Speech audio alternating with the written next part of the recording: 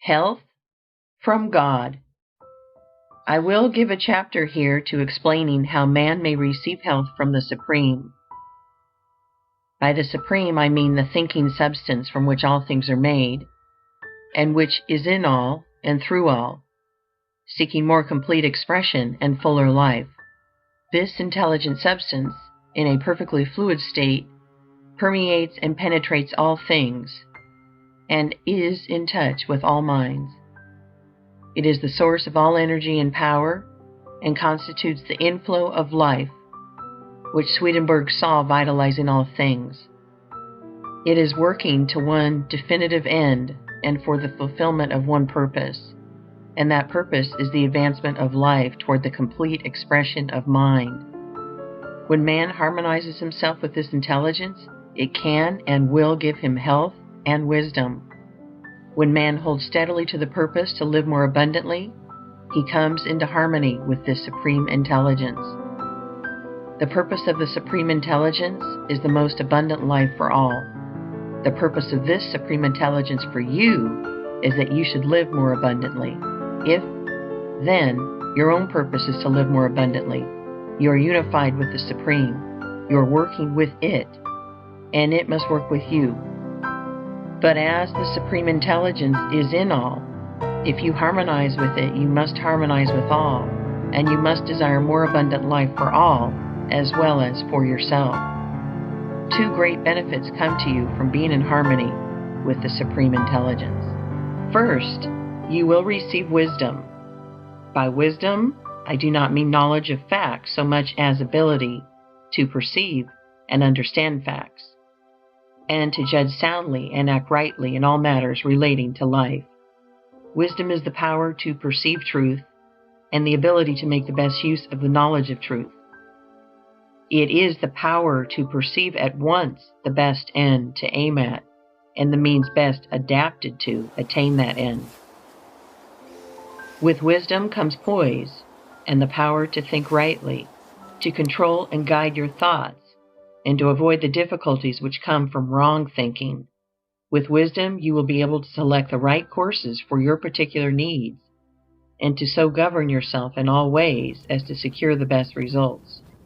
You will know how to do what you want to do. You can readily see that wisdom must be an essential attribute of the Supreme Intelligence, since that which you knows all truth must be wise. And you can also see that just in proportion as you harmonize and unify your mind with that intelligence, you will have wisdom.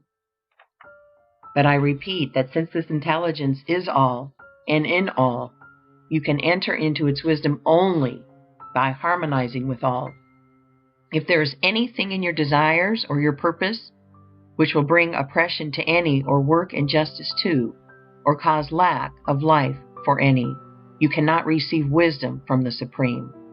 Furthermore, your purpose for your own self must be the best. Man can live in three general ways: for the gratification of his body, for that of his intellect, or for that of his soul. The first is accomplished by satisfying the desires for food, drink, and those other things which give enjoyable physical sensation. The second is accomplished by doing those things which cause pleasant mental sensations, such as gratifying the desire for knowledge, or those for fine clothing, fame, power, and so on. The third is accomplished by giving way to the instincts of unselfish love and altruism. Man lives most wisely and completely when he functions most perfectly along all of those lines, without excess in any of them. The man who lives swinishly for the body alone is unwise and out of harmony with God. That man who lives solely for the cold enjoyments of the intellect, though he be absolutely moral, is unwise and out of harmony with God. And the man who lives wholly for the practice of altruism, and who throws himself away for others, is as unwise and as far from harmony with God as those who go to excess in other ways.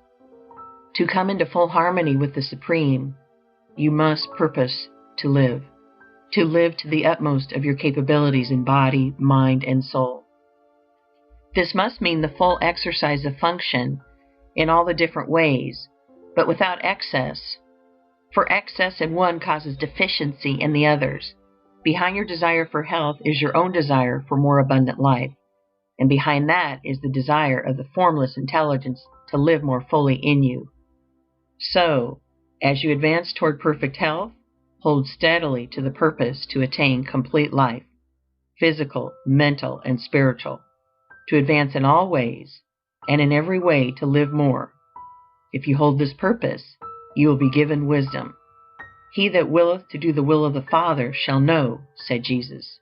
Wisdom is the most desirable gift that can come to man, for it makes him rightly self-governing. But wisdom is not all you may receive from the Supreme Intelligence. You may receive physical energy, vitality, life force. The energy of the formless substance is unlimited and permeates everything. You are already receiving or appropriating to yourself this energy in an automatic and instinctive way, but you can do so to a far greater degree if you set about it intelligently. The measure of a man's strength is not what God is willing to give him, but what he himself has the will and the intelligence to appropriate to himself. God gives you all there is. Your only question is how much to take of the unlimited supply. Professor James has pointed out that there is apparently no limit to the powers of men, and this is simply because man's power comes from the inexhaustible reservoir of the Supreme. The runner who has reached the stage of exhaustion, when his physical power seems entirely gone, by running on in a certain way, may receive his second wind. His strength is renewed in a seemingly miraculous fashion, and he can go on indefinitely. And by continuing in a certain way, he may receive a third, fourth, and fifth wind. We do not know where the limit is or how far it may be possible to extend it. The conditions are that the runner must have absolute faith that the strength will come, that he must think steadily of strength and have perfect confidence that he has it, and that he must continue to run on. If he admits a doubt into his mind, he falls exhausted, and if he stops running to wait for the accession of strength, it will never come. His faith in strength, his faith that he can keep on running, his unwavering purpose to keep on running, and his action in keeping on seem to connect him to the source of energy in such a way as to bring him a new supply. In a very similar manner, the sick person who has unquestioning faith in health, whose purpose brings him into harmony with the source, and who performs the voluntary functions of life in a certain way, will receive vital energy sufficient for all his needs and for the healing of all his diseases. God, who seeks to live and express himself fully in man, delights to give man all that is needed for the most abundant life. Action and reaction are equal, and when you desire to live more, if you are in mental harmony with the Supreme, the forces which make for life begin to concentrate about you and upon you. The one life begins to move towards you, and your environment becomes surcharged with it. Then, if you appropriate it by faith, it is yours. Ye shall ask what ye will, and it shall be done unto you. Your Father giveth not his Spirit by measure. He delights to give good gifts to you.